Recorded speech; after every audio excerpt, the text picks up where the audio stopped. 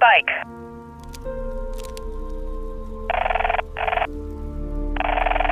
Wind is full value left to right, 4 miles per hour. Range, 820 yards. Ma'am, put the radio down. You need to stay in the bunker. Correction, humidity spike. Add half a minute of elevation. Corporal, if you poke your head out to shout at me again, you will lose it. Who is this? Get off the comms. This is a restricted channel. Target is in the defilade. Third window, red sash. He's waiting for your machine gunner to reload. Tell your gunner to hold. The radio crackles with the sound of a heavy caliber impact followed by the wet thud of a body hitting concrete. Threat neutralized. Now move your team, Corporal. You have 6 seconds before his spotter realizes what happened. Who are you? Nobody, just move. Transmission breaks. Static. 12 hours earlier. Forward operating base. Keystone, Eastern Border Region. The air in the back of the Land Cruiser tasted of stale recycled AC and ancient dust. Savannah Perez adjusted her glasses, not because they were slipping, but because the habit made her look harmless. Harmless was good. Harmless was invisible. Ma'am, I'm going to need you to put the tablet away. We're entering the amber zone. The voice belonged to Lance Corporal Miller, a 22-year-old Marine with too much gel in his hair and a jawline that suggested he hadn't yet learned that bullets didn't care about good genetics. He was sitting in the turret seat above her, looking down into the cab with a mix of boredom and condescending protection. Just finishing the inventory for the clinic in Almirab, Corporal. Savannah said, her voice soft, deliberately pitched to sound unsure. She didn't look up from the spreadsheet. If she looked up, she might scan the rooftops. If she scanned the rooftops, Miller might notice that her eyes moved in sectors, not random glances. We're short on insulin. Again. Roger that, Miller muttered, turning back to his machine gun. Don't worry about the meds. Worry about keeping your head down.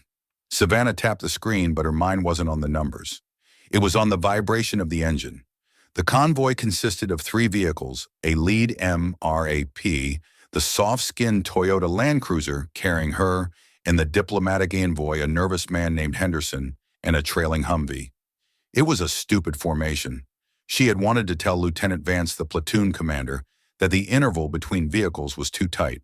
She wanted to point out that driving through the market district at 1400 hours prayer time, when the streets were deceptively empty, was a tactical suicide pact. But Savannah Perez was a logistics coordinator for an NGO.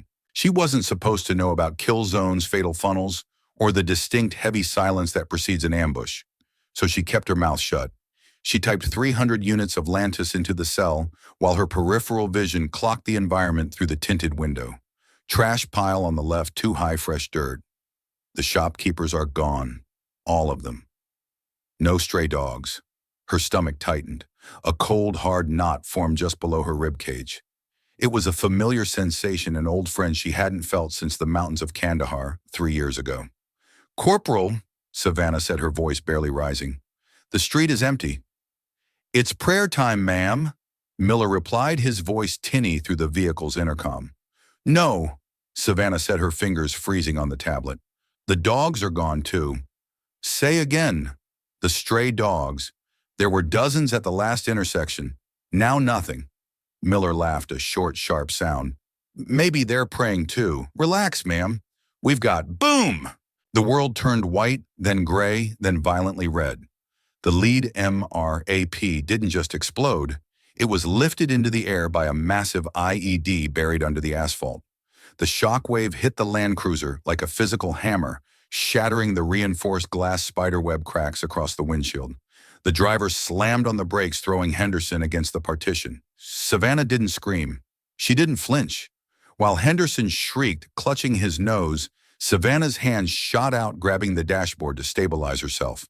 Her eyes instantly locked onto the chaotic plume of smoke ahead. Initiating fire. Wait for it. Crack, crack, crack. Small arms fire erupted from the eastern rooftops, plunging the street into a cacophony of snapping rounds and shouting men. Contact! Contact right! Miller screamed from the turret. The heavy .50 caliber machine gun above them roared to life, the brass casings raining down into the cabin, clinking hot and heavy against the floorboards. Reverse. Get us out of here. Henderson yelled, blood streaming from his nose.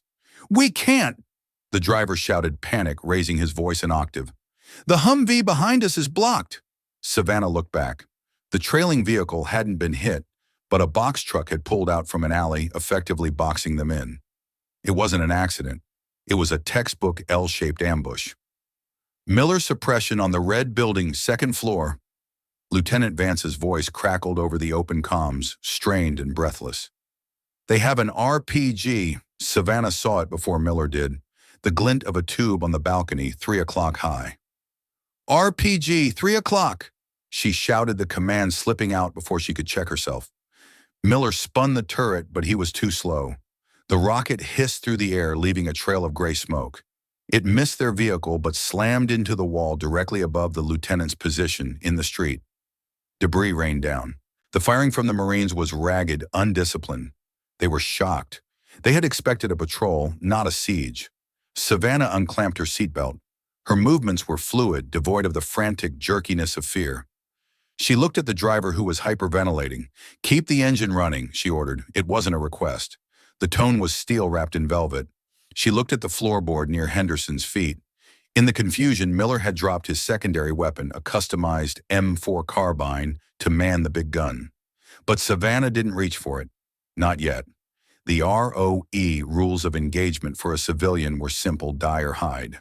She looked up at Miller's boots dangling from the turret. "Miller Travers, right? You're missing the spotter." "Shut up, shut up!" Miller screamed down, firing wildly into the smoke. Savannah watched the angle of the incoming rounds impacting the street. They were walking the fire toward the Land Cruiser. Systematic.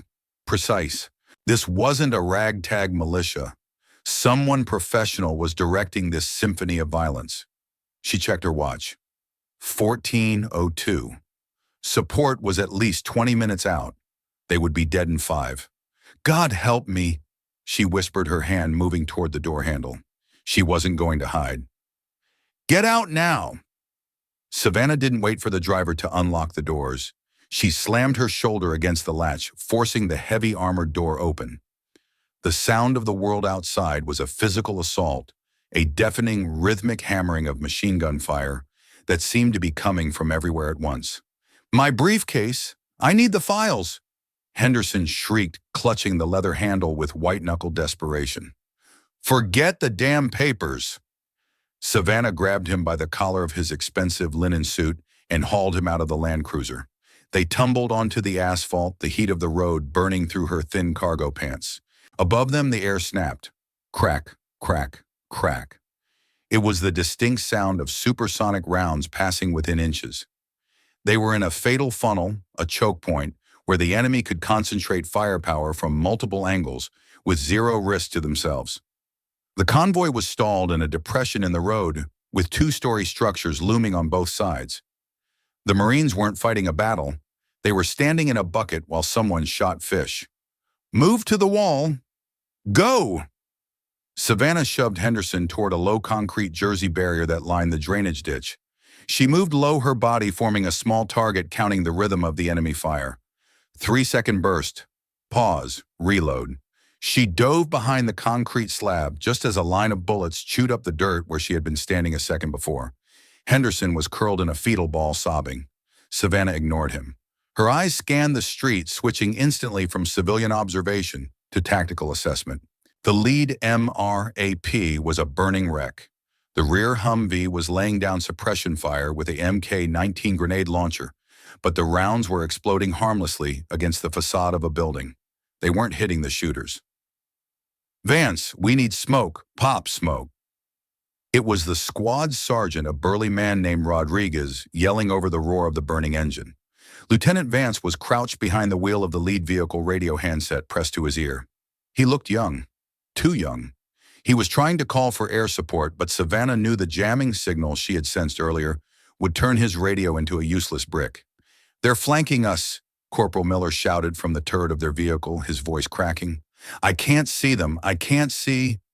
A single shot rang out. It was different from the AK-47 chatter. It was deeper, a hollow thud that resonated in the chest. Miller's head snapped back violently. He crumpled into the vehicle hatch, his machine gun falling silent. "Sniper, sniper!" Rodriguez screamed.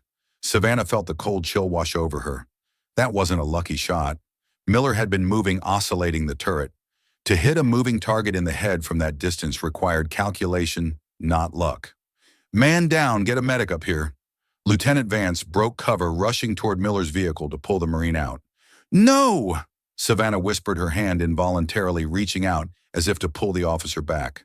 Don't break cover. Thud. Vance jerked mid-stride, his leg kicking out from under him as a round took him in the thigh. He hit the ground hard, rolling into the open, screaming. It was a femoral hit. He would bleed out in 3 minutes if a tourniquet wasn't applied, but anyone who went to help him would be the next target. It was bait. The squad was unraveling. The young Marines were returning fire, blindly spraying ammunition at windows that were likely empty. They were terrified, leaderless, and deafened by the chaos. Identify the shooter. Someone get eyes on that shooter. Rodriguez roared, firing his rifle over the hood of the Humvee. A Marine positioned near the rear, the squad's designated marksman DM shifted position. He was carrying a long-barreled Mk-11 Mod 0, a semi-automatic sniper system capable of reaching out to the threats the carbines couldn't touch. He propped the rifle on the concrete barrier, trying to find the enemy in his optic. Savannah watched him. Don't silhouette yourself, she thought, the internal critique screaming in her mind. He's waiting for you. He knows you're the counter-threat. The DM settled his cheek against the stock. He took a breath. The enemy sniper didn't wait. The round struck the DM in the center of his chest plate. It didn't penetrate, but the sheer kinetic energy of the heavy caliber round hammered him backward. He gasped, winded, and tried to scramble back, but a second round struck his helmet. He went limp, sliding down the side of the barrier. The Mk-11 rifle clattered from his grasp, skidding across the grit and debris of the road. It spun slowly, the heavy black metal glinting in the harsh sunlight, and came to a stop just 3 feet from where Savannah crouched. Silence seemed to descend on the immediate area, though the war raged on around them. The Marines were pinned. The lieutenant was bleeding out in the open. The only weapon capable of challenging the enemy sniper lay in the dirt, ownerless. Savannah looked at the rifle. It was dusty, the scope caps flipped open. It was a tool she knew better than she knew herself. She could feel the weight of it in her hands before she even touched it. She knew the trigger break, the recoil impulse, the ballistic coefficient of the 7.62 millimeter match-grade ammunition loaded in the magazine. Help! Somebody! Vance's voice was growing weaker from the street. Henderson grabbed Savannah's arm, his fingernails digging into her skin. We're going to die here. Oh God, we're going to die. Savannah slowly peeled Henderson's fingers off her arm. Her breathing shifted. The panic of the civilian evaporated, replaced by a cold, crystalline focus. The paper pusher was receding. Echo 1 was waking up. She looked at the terrified Marines, then at the rifle in the dirt. The decision wasn't a choice. It was a necessity. Savannah moved. It wasn't a scramble or a crawl. It was a low, predatory slide across the asphalt. The air around her was alive with the angry hornet buzz of ricochets, but her focus narrowed to the matte black rifle lying in the dirt. Hey, what are you doing? Lance Corporal Davis, the driver, had bailed out of the Land Cruiser and was crouching behind the rear tire. His face was pale, smeared with grease and blood. Seeing the civilian woman reaching for a weapon system she had no business touching snapped him out of his paralysis. He lunged forward, grabbing Savannah's wrist with a sweaty, trembling hand. Don't touch that lady, you're going to shoot yourself. Get back in cover. Savannah didn't look at him. She looked at the weapon. Mk-11 Mod 0, 7.62 millimeters, 20-round magazine, suppressor attached. Let go, Corporal, Savannah said. Her voice was unrecognizable. Gone was the soft lilt of the logistics coordinator. This voice was flat, devoid of fear, and utterly commanding. No, are you crazy? Davis tightened his grip, trying to drag her back toward the ditch. I said get back. Savannah didn't have time to explain. She didn't have time to argue international humanitarian laws or the nuances of non-combatant status. Vance was dying in the street. She rotated her wrist against Davis's thumb, a simple leverage-based escape that broke his grip instantly. Before he could react, she drove her elbow back, checking the blow so she wouldn't break his ribs, but landing it hard enough against his solar plexus to stun him. Davis gasped, doubling over, his eyes bulging in shock. He wasn't hurt, but the wind was knocked out of him. He stared at her, unable to process how the woman who organized vaccine spreadsheets had just dropped him with a single movement. "Stay down and cover your sector, Davis," she hissed. Savannah pulled the MK-11 to her shoulder. It felt heavy, heavier than she remembered, or maybe she had just grown soft. She racked the charging handle back slightly, just enough to see the brass casing of a round seated in the chamber. "Weapon is hot." She rolled onto her stomach, ignoring the sharp rocks digging into her elbows. She pressed her cheek to the stock. The view through the Leupold scope was black. The previous shooter, the DM, had a longer neck and a different cheek weld.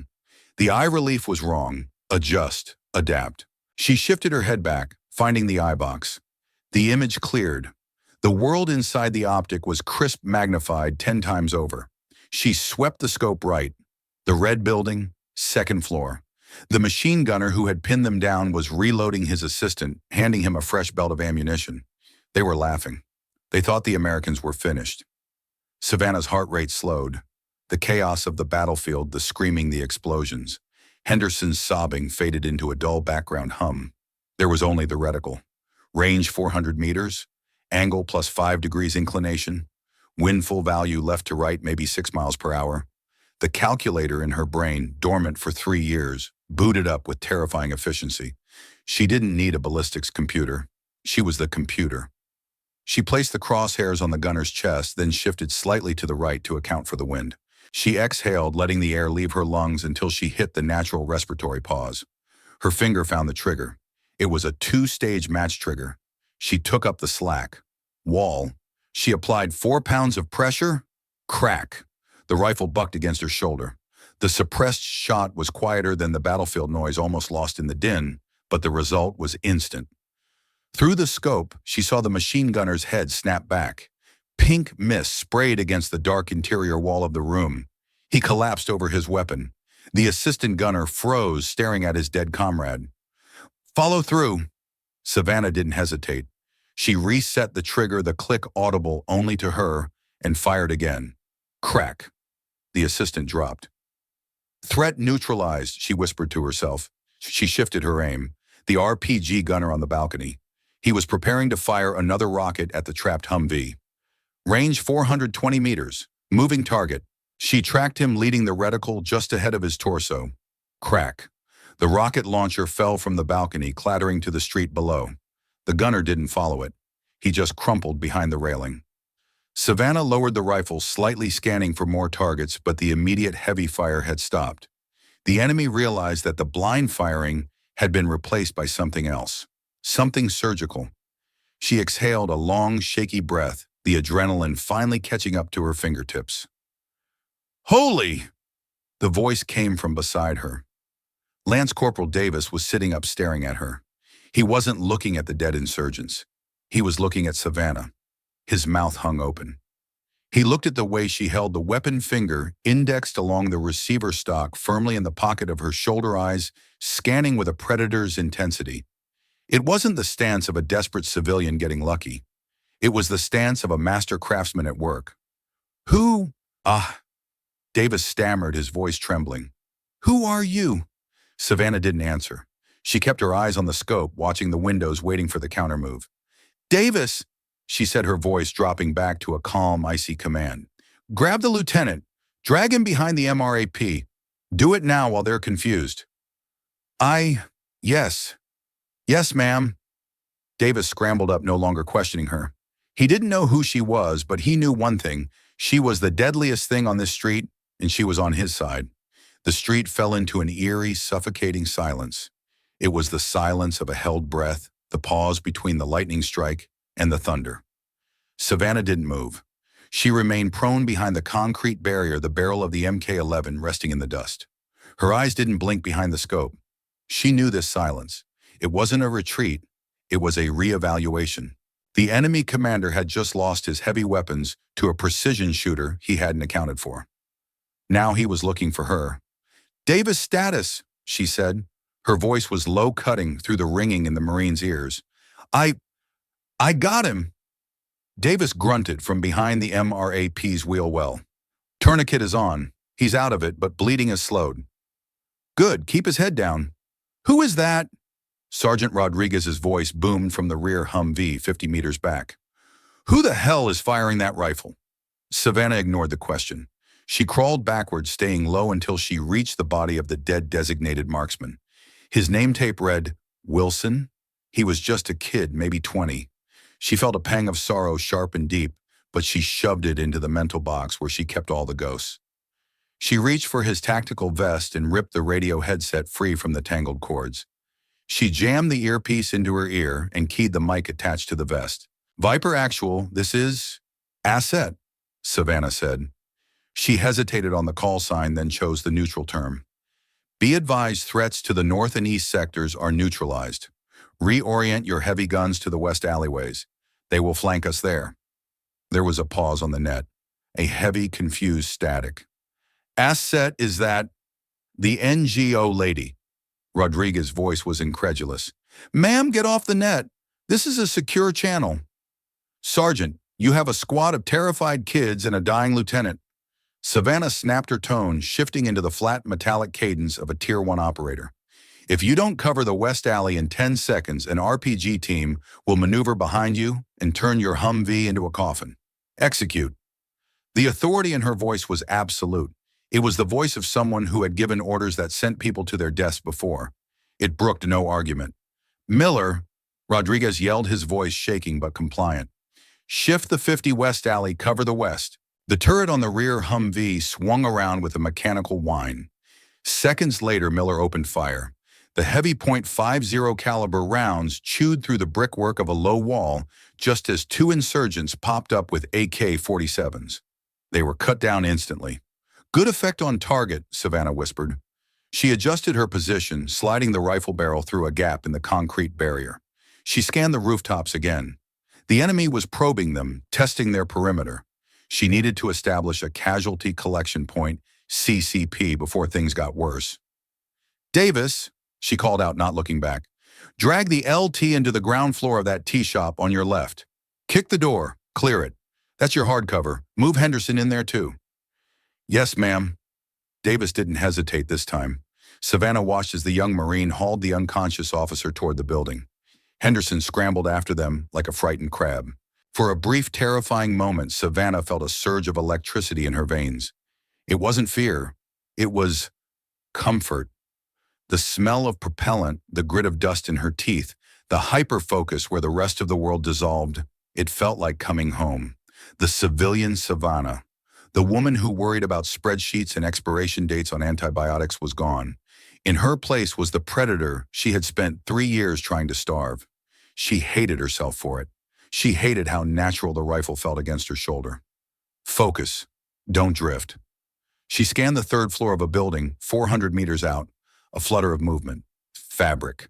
She tightened her grip on the pistol grip. Suddenly, the radio in her ear crackled. But it wasn't the encrypted Marine channel. It was picking up bleed over from a short-range analog frequency, the enemy's comms. The jamming signal was strong, but her proximity to the dead Marine's powerful receiver allowed a ghost signal to punch through. It wasn't Arabic. It was Russian. Change of plans. The Americans have a specialist. Savannah froze. The voice was calm, baritone, and cultured. It wasn't the frantic screaming of an insurgent leader. Who? A second voice asked. Unknown, but the shooting, it is not Marine standard. It is academic. Savannah felt a cold sweat prickle the back of her neck. Academic. It was a sniper's term. It meant textbook precise, disciplined. Suppress the squad. The Russian voice continued the signal, drifting in and out of the static. Keep their heads down. I will hunt the specialist myself. He is mine. Savannah's grip on the rifle turned white-knuckled. He didn't know she was a woman. He thought he was hunting a man, a SEAL, or a MARSOC operator. She looked at the terrified Marines, at the burning MRAP, at the crumbling walls of their temporary shelter. The wolf wasn't just suppressing them. He was clearing the board so he could play a game of chess with the only piece that mattered. Rodriguez, Savannah said into the mic, her voice barely a whisper. Button up. Tighten your sectors. Nobody peeks.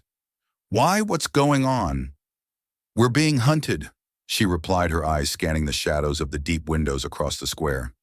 And he's good. The sun was high now, bleaching the color out of the world. The heat rose from the asphalt in shimmering waves, creating a mirage that made the distant buildings dance and warp in the optic. It was a sniper's nightmare. The boil of the air made reading wind difficult and target identification nearly impossible. Savannah lay perfectly still, sweat stinging her eyes. She couldn't wipe it away. Movement was death. "Help! Mama! Oh, God!" The moan came from the open ground between the Humvee and the tea shop. Lance Corporal Gomez, the assistant gunner, had tried to sprint across the gap moments after Savannah's warning. He hadn't made it. He was lying on his back, clutching his chest. Every breath he took was accompanied by a wet, sucking sound, a gruesome bubbling noise that echoed off the stone walls. "Sucking chest wound," Savannah whispered. The bullet had punctured the lung cavity. Air was being drawn in through the hole, collapsing the lung. He was drowning in his own blood and air pressure. "I'm going out there," Sergeant Rodriguez shouted, his voice cracking with desperation. "I can't listen to that smoke throw smoke." "Belay that order, Sergeant." Savannah's voice cut through the comms like a whip. "Do not deploy smoke. Do not move." "He's dying, lady. We can't just watch him die." "The shooter is baiting you," Savannah said, her tone devoid of empathy, cold as the grave.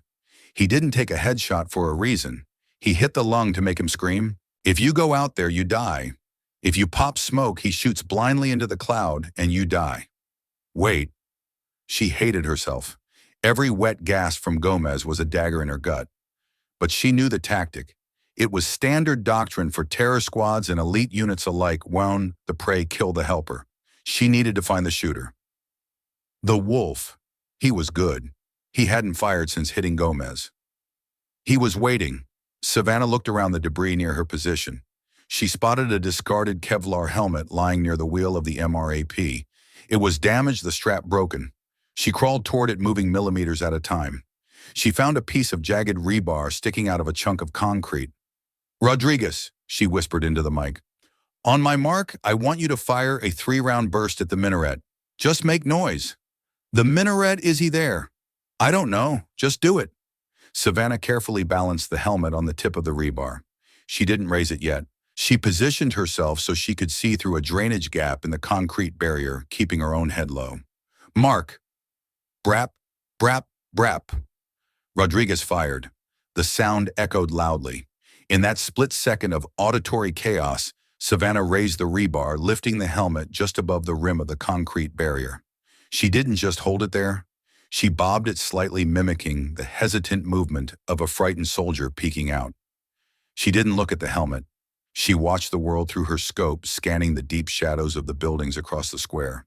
1 second. 2 seconds. Crack. The helmet spun violently on the rebar, a hole punched clean through the center. Savannah didn't flinch at the sound. Her mind was racing, calculating the data points. The sonic crack of the bullet passing arrived before the muzzle report. There was a delay, almost a full second. Crack. 0.8 seconds. Thump. "Distance 800 meters, she murmured. More importantly, she saw it, just for a fraction of a second.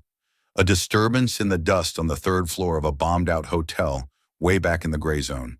A curtain had moved, not from wind, from the muzzle blast. "Got you," she hissed. It wasn't a standard insurgent hide. It was deep inside the room, firing through a loophole, a small hole knocked in the wall to hide the muzzle flash. That was Spetsnaz doctrine, or maybe heavy mercenary work. Whoever this was, he knew the math. "Sergeant," Savannah said, her voice steady. "Target identified, 800 meters. The hotel with the collapsed roof. 3rd floor, 2nd window from the left." "I see it," Rodriguez breathed. "I can hit that with the MK-19. "Negative. You can't arc a grenade into that window from here. You'll hit the school behind it." Savannah adjusted her scope. "I have to take him." She shifted her position, trying to thread the needle. The angle was bad. She needed to move her barrel 3 inches to the right to clear the fender of the Land Cruiser. She slid her body. She resettled the stock. She dialed the elevation on the turret. 800 yards. Add 2 minutes for the heat lift. She focused. The reticle settled on the dark square of the window. She couldn't see him, but she knew where he was standing. She started her trigger squeeze. Zing! A sledgehammer hit the side of her face. Savannah was thrown backward, her head slamming against the asphalt. The world spun in a violent kaleidoscope of gray and red. A high-pitched ringing screamed in her ears, drowning out everything else. She gasped, rolling onto her side, her hand flying to her cheek. It came away slick with bright red blood. Asset report, Rodriguez was yelling in her ear. Savannah blinked, trying to clear the stars from her vision. The bullet hadn't hit her square. It had struck the edge of the concrete barrier inches from her face, and the fragmented copper jacket and concrete spalling had slashed across her cheekbone and ear. If she had been 1 inch to the right, she spat blood onto the dust. She wasn't dead, but she had made a rookie mistake. She had stayed in position too long after the bait. The wolf had anticipated her. He had seen the helmet, known it was a trap, calculated the angle of the person holding the stick, and fired at her instead of the decoy. He was faster. I'm operational, Savannah croaked, her voice thick. She grabbed the rifle, her hands shaking slightly. She wiped the blood from her eye.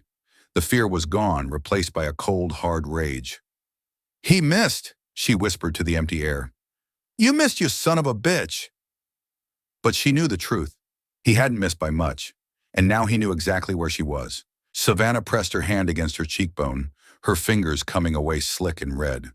The cut was jagged, stinging from the concrete dust that had been driven into the wound, but the bone was intact. She wiped the blood on her sleeve, a bright, shocking crimson against the pale gray of her NGO shirt. That shirt, it felt paper-thin. For the first time in the firefight, Savannah felt the distinct, terrifying nakedness of being a civilian.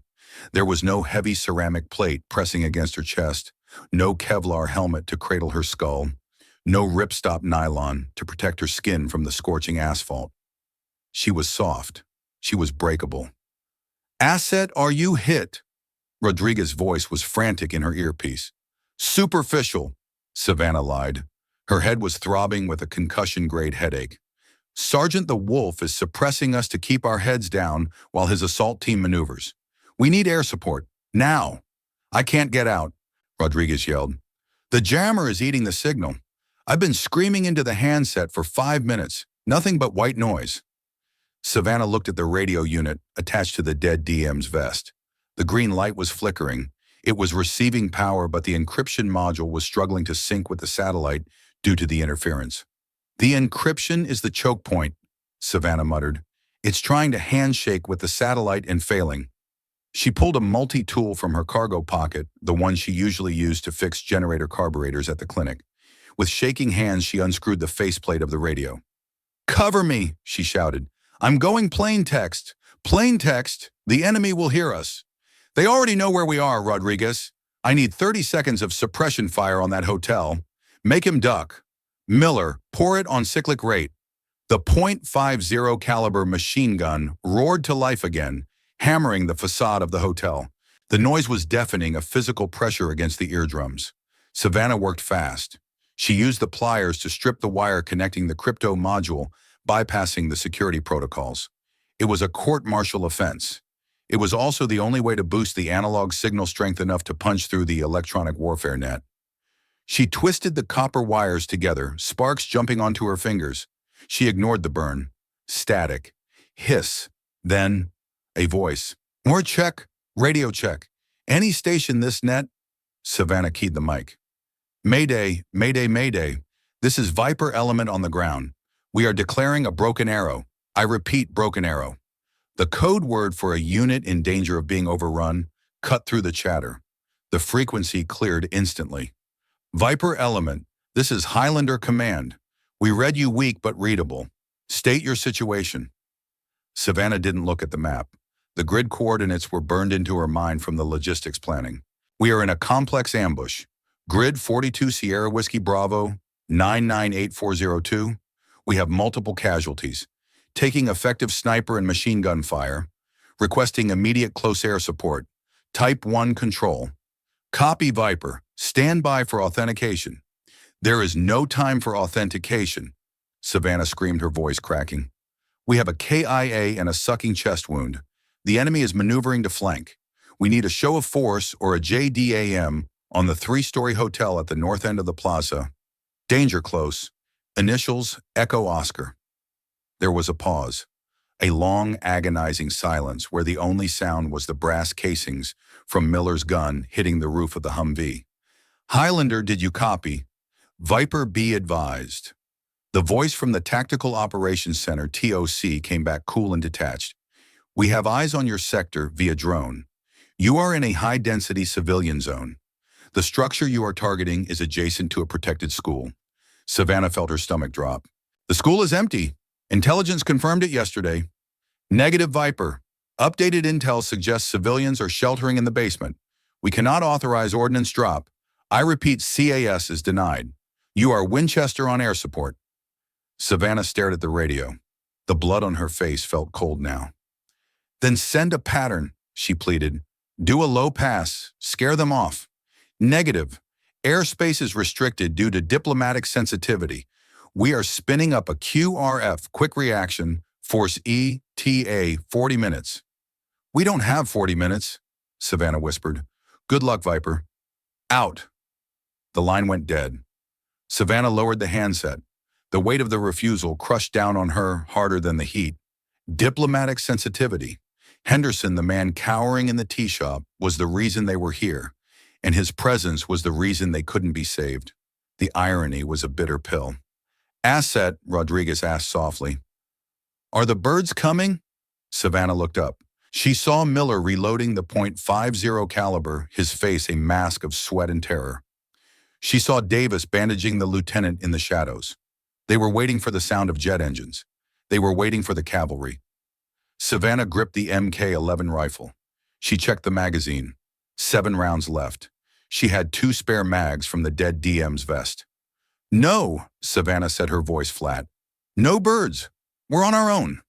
The realization hit the Marines like a physical blow. The firing from the Humvee slowed. The hope evaporated. Savannah pushed herself up to a kneeling position behind the barrier. She adjusted the scope. The wolf was still out there, and now that he knew no bombs were falling, he would get aggressive. Davis, Savannah said, get the grenades from the lieutenant's vest. Pass them out. If they breach the perimeter, we take as many as we can. Is that the plan? Miller asked, his voice trembling. That's the job, Savannah replied. She put her eye back to the glass. Now stop feeling sorry for yourselves and watch your sectors. The wolf is done playing. The distance was 820 yards. Savannah lay motionless behind the Jersey barrier.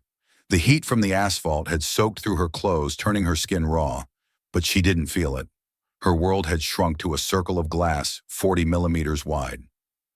Asset, he's tearing us apart, Miller whispered over the comms. The young corporal was huddled behind the Humvee watching the alleyway. We can't move the LT. Every time we try, he puts around inches from our boots. I know, Savannah replied softly. Maintain discipline. The wolf was methodical. He wasn't shooting to kill anymore. He was shooting to pin. He was keeping them in the kill box until his assault team could flank through the side streets. He was a master of the board, and he occupied the high ground, the third-floor room of the hotel. Savannah studied the target. It was a loophole, a single missing brick in the wall, creating a firing port no larger than a pack of cigarettes. He was standing back in the room, deep in the shadows, firing through that tiny gap. Direct line of sight was impossible. If she fired through the hole, the bullet would likely pass harmlessly into the empty room unless he was looking directly at her at that exact second. She had to shoot through the wall. M118 long range, she muttered, visualizing the ammunition in her magazine. 175 grain. Sierra Match King. It was a heavy round good for win, but it wasn't an armor-piercing round. Against reinforced concrete, it would shatter. Against cinder block or brick, it might hold together long enough to deliver lethal energy. Might. She needed to know exactly where he was standing. Miller, Savannah said. When he fired last, where did the dust kick up? Left or right side of the window frame? I don't know. Maybe left. Think corporal. Your life depends on it. Did the muzzle flash come from the center or the edge? Miller paused, breathing hard. The edge. The right edge. He's slicing the pie. Right edge. That meant he was standing to the left of the loophole from her perspective, using the wall as a shield, exposing only his muzzle and one eye. Savannah shifted her aim. She moved the crosshairs off the black hole of the window and onto the solid brick wall next to it. 3 inches left. Center mass height. She stared at the blank, sun-bleached brick. It felt insane. She was aiming at a wall. Suddenly, the memory hit her. It wasn't a flicker. It was a tidal wave. Kandahar. 3 years ago. The target was a high-value individual holding a child. The shot was there. The physics were there. But the risk calculation? She had hesitated, just for a heartbeat. In that heartbeat, the HVI detonated the vest. The pink mist wasn't just the target. It was the girl, too. The calculator in her head had failed because she let humanity clog the gears. Savannah blinked, forcing the ghost away. Her hands tightened on the rifle. The tremor in her fingers vanished. She wasn't Savannah Perez, the woman who handed out blankets and medicine. She was Echo 1, and Echo 1 didn't hesitate. Physics, she whispered. Just physics. She inhaled deep, filling her lungs with the hot, dusty air.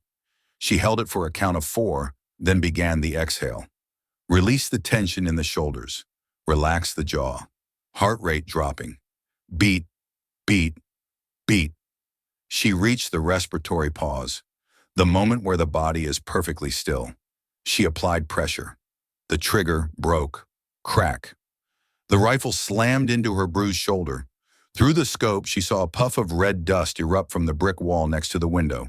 The bullet had impacted the masonry. For a second, nothing happened. "Did you hit him?" Rodriguez asked. Savannah didn't answer. She racked the bolt, chambering another round, keeping her eye on the scope. Terminal ballistics. The bullet would have dumped a massive amount of energy into the brick, turning the masonry itself into shrapnel on the other side. If the bullet held together, it would be tumbling, creating a horrific wound channel. Silence. Then slowly movement.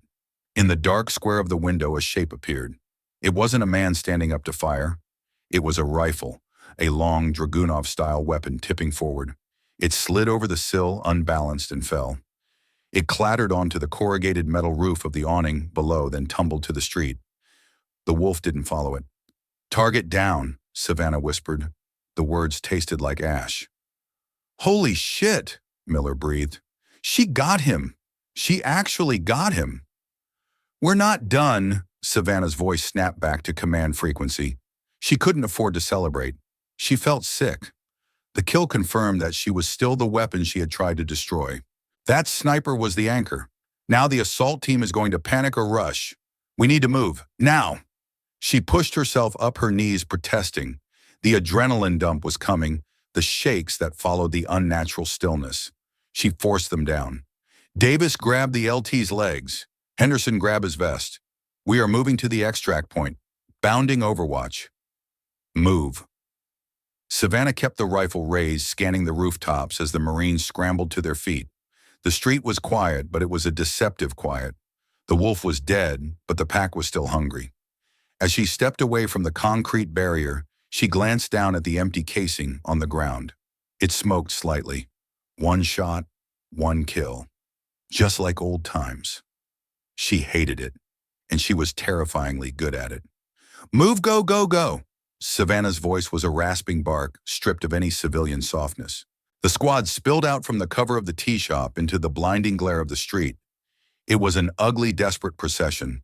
Lance Corporal Davis and the terrified diplomat Henderson were dragging Lieutenant Vance by his vest straps. The officer's boots scraped heavily against the asphalt, leaving a dark, wet trail of blood. "Covering!" Miller screamed, unleashing a burst from his carbine toward the alleyway on the left. "Moving!" Rodriguez shouted, sprinting past him to the next pile of rubble. They were executing a bounding overwatch, a leapfrog tactic where one element suppresses the enemy while the other moves. It was the only way to cross open ground under fire without getting cut to pieces. But it was slow. Too slow.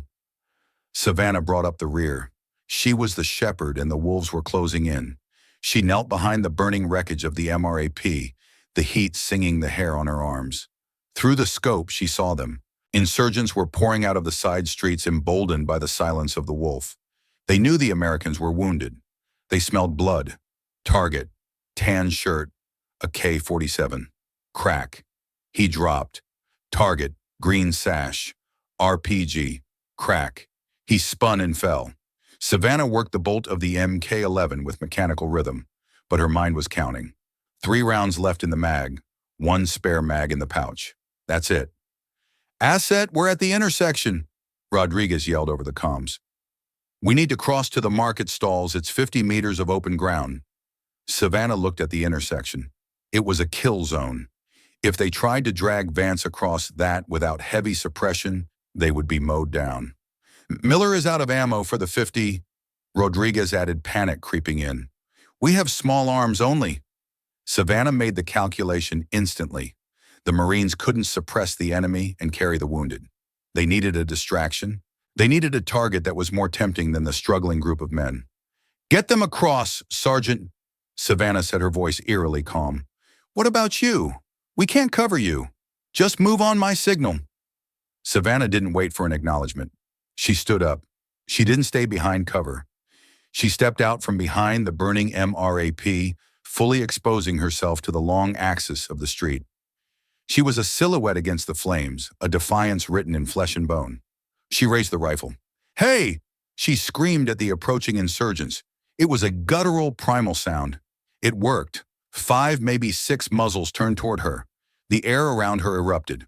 Bullets sparked off the pavement, hissed past her ears, and tugged at her clothes. She stood her ground firing. Crack, crack, crack. She dropped the lead runner. She suppressed the machine gunner in the doorway. She was a lightning rod drawing the thunder so the others could pass. Move now! She roared into the radio. Behind her, she heard the frantic scrambling of boots. Rodriguez Davis and Henderson dragged the lieutenant across the intersection, diving into the relative safety of the market stalls. They made it. Savannah turned to follow, but the volume of fire intensified. A round slammed into the stock of her rifle, splintering the polymer, but missing her hand. Another grazed her thigh, a hot, searing poker. She stumbled, diving behind a rusted dumpster. She gasped for air, her lungs burning. The pain in her leg was sharp, immediate. She checked the wound. Through and through, muscle only. She could walk. But as she checked the rifle, the realization hit her harder than the bullet. She looked at the ejection port. The bolt was locked back. The chamber was empty. She reached for her pouch. Empty. She patted her vest. Empty. Winchester, she whispered, the code word for being completely out of ammunition. She looked at the squad 50 meters away in the market. They were safe for the moment. They were looking back at her. Miller's face was pale, his eyes wide with a mixture of awe and horror. He looked at her like she was a mythological creature, something terrifying and beautiful that had descended to save them. But Savannah knew what else was in that look. Confusion. Who is she? Why does the logistics lady kill like a Tier 1 operator? She knew the aftermath. If they survived this, there would be reports, investigations. The Diplomatic Security Service would want to know how a civilian aid worker knew how to operate a sniper system and command a Marine squad. Her cover would be blown. Her quiet life of penance was over. Sergeant, she said into the radio, her voice weak. I'm dry. I'm moving to you. Copy, asset. We're covering you. Run. Savannah gripped the empty rifle. It was a useless club now, but she wouldn't leave it. It was U.S. government property and old habits died hard. She took a breath. The enemy was closing. She could hear their shouts, the slap of their sandals on the pavement. Savannah hit the ground, sliding her body, colliding with a stack of wooden crates filled with rotting fruit. The smell of fermentation mixed with the metallic tang of blood in her nose. Clear, she's clear, Miller screamed.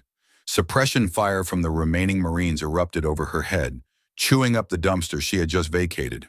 Savannah scrambled into the alcove of the market stall, her chest heaving like a bellows. Her leg throbbed with a dull, rhythmic agony, but the adrenaline was still masking the worst of it. Status! Rodriguez barked, reloading his carbine.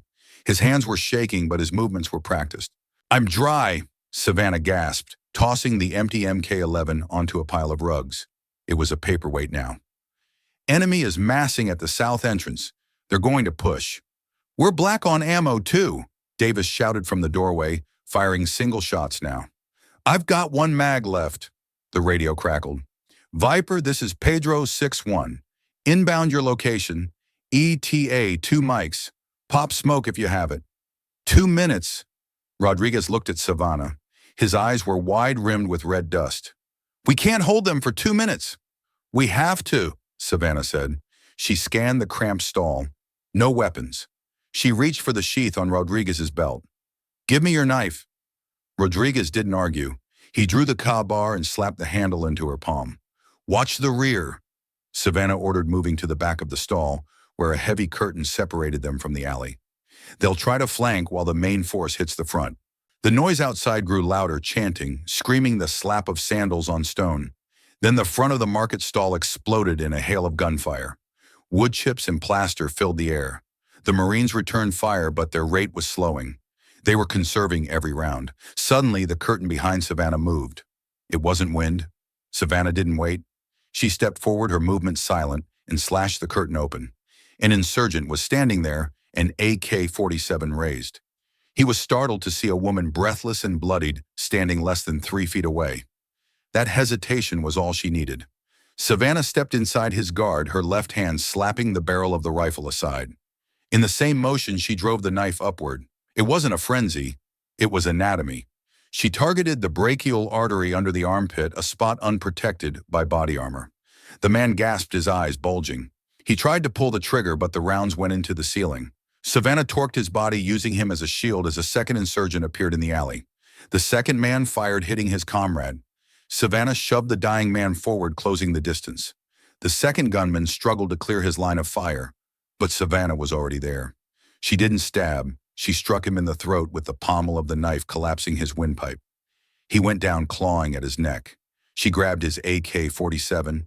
She racked the bolt. Jammed. A stovepipe malfunction. "Damn it!" She tossed it aside. "Asset, look out." A third figure loomed in the alleyway, a giant of a man with a machete. He swung wild. Savannah ducked the blade, biting into the wooden post next to her head. She scrambled back, slipping on the fruit. She was on her back. The man raised the blade for a killing blow. Crack, crack. The man's chest exploded. He toppled backward, dead before he hit the ground. Savannah looked up. Corporal Miller stood over her, his M4 smoking. He offered her a hand. "You okay, ma'am?" Miller asked. There was no condescension in his voice anymore. No paper pusher sneer. He looked at her like she was his platoon sergeant. "I'm good," Savannah wheezed, gripping his hand. He hauled her up. Then the world began to vibrate.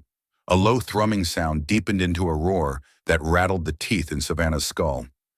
Dust began to swirl violently, turning the sunlight into a brown haze. "Pedro is here," Rodriguez screamed, pointing to the sky. The black shape of an HH-60 Pave Hawk helicopter descended over the market square, its rotors cutting the air with violent force. The side door gunner opened up with a minigun. Brrrt! A sound like canvas tearing. The tracer rounds sawed through the enemy positions at the south entrance, turning the brick wall into dust. "Go, go, go!" The PJ's pararescue men leaped from the hovering birds, sprinting toward the shop. They were fresh, armored, and terrifyingly efficient. They grabbed Lieutenant Vance's litter. "Move the VIP, get the girl." Savannah felt a strong hand grab her vest. No, she wasn't wearing a vest. A PJ grabbed her by the back of her shirt and shoved her toward the open door of the helicopter. "Get on the bird." She scrambled inside the floor, slick with hydraulic fluid. She pulled Henderson in after her. The diplomat was catatonic, staring at nothing. Miller and Davis leaped in last. Rodriguez was already on board. "Clear, we're clear," the crew chief yelled into his headset. The helicopter lurched upward, the G-force pressing Savannah into the canvas seat. The minigun roared one last time, suppressing the rooftops as they banked hard to the west. The market, the ambush, the dead bodies, it all shrank away, disappearing into the dust cloud below. Savannah leaned her head back against the vibrating metal wall of the fuselage. Her leg was burning fire. Her face was sticky with dried blood. Her hands, still clutching Rodriguez's knife, were trembling uncontrollably. Across from her, Corporal Miller sat on the floor, his legs dangling out the open door. He pulled his helmet off, revealing sweat-matted hair. He looked at Savannah. He didn't say anything. He just nodded. A slow, solemn nod of recognition. Game recognized game. Savannah closed her eyes. The noise of the rotors was deafening, drowning out all thought. But in the darkness behind her eyelids, the silence was waiting. The silence that asked the question she couldn't answer. What happens when the ghost comes back to life? The room was cold. It was the artificial sterile cold of a military briefing room at Bahram Airfield, a stark contrast to the oven-like heat of Coast. The air smelled of floor wax and stale coffee. Savannah sat on a metal folding chair, her hands resting in her lap. She had been cleaned up. The blood was washed from her face, the cut on her cheek, butterfly bandage. She wore fresh clothes, a generic gray tracksuit provided by the Red Cross. She looked small. She looked like a victim. "Ms. Perez," the officer across the table said. He wasn't military. He wore a polo shirt and khakis, and his lanyard had no identification. OGA, other government agency. "We're just trying to clarify the timeline. The diplomat, Mr. Henderson, claims you saved the squad. He says you took command." Savannah adjusted her glasses. Her hands didn't shake. "Mr. Henderson was in shock, sir," she said, her voice soft, wavering slightly. "It was chaos. I did what the Marines told me to do. I dragged people when they said drag. I hid when they said hide." The officer narrowed his eyes. He tapped a file on the table. "We have audio logs. Someone using the call sign Echo 1 authorized a broken arrow." That voice didn't belong to Lieutenant Vance. It sounded professional. It sounded like an operator. Savannah's heart hammered against her ribs, but her face remained a mask of confusion. "I don't know anything about radios, sir. I'm a logistics coordinator. I order vaccines." The door opened. Lieutenant Vance rolled in, seated in a wheelchair, his leg heavily bandaged. He was pale-flanked by Corporal Miller and Sergeant Rodriguez. They looked exhausted, still wearing their dust-caked uniforms. "Lieutenant," the OGA man said, standing up. "We were just discussing the Echo 1 anomaly." Vance looked at Savannah. His eyes were hard, tired, and knowing.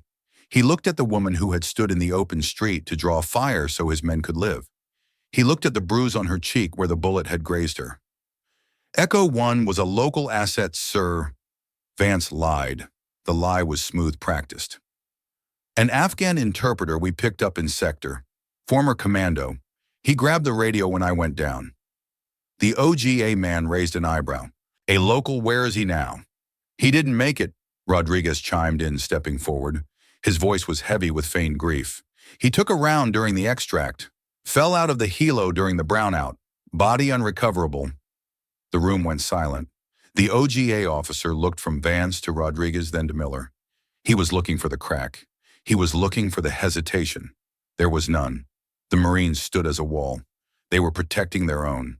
And somewhere in the blood and dust of that market, Savannah had become their own.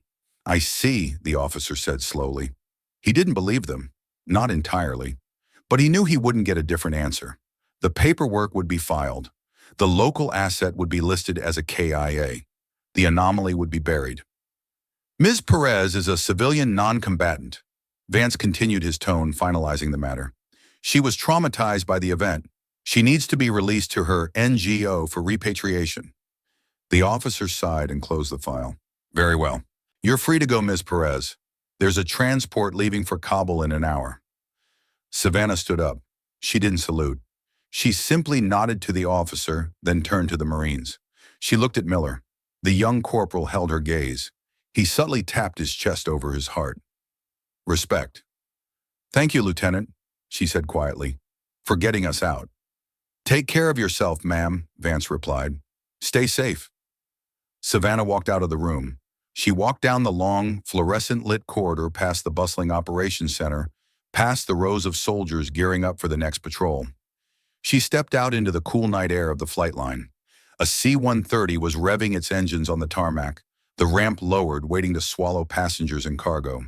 She adjusted the strap of her duffel bag. Inside, hidden at the bottom, was a single spent 7.62 millimeter casing. A souvenir. A reminder. She wasn't Echo 1 anymore. She was Savannah Perez, the logistics lady. She would go back to the spreadsheets. She would go back to the silence. But she knew, and the wolf, wherever he was rotting, knew. The ghost wasn't gone. It was just waiting. Savannah boarded the plane and didn't look back.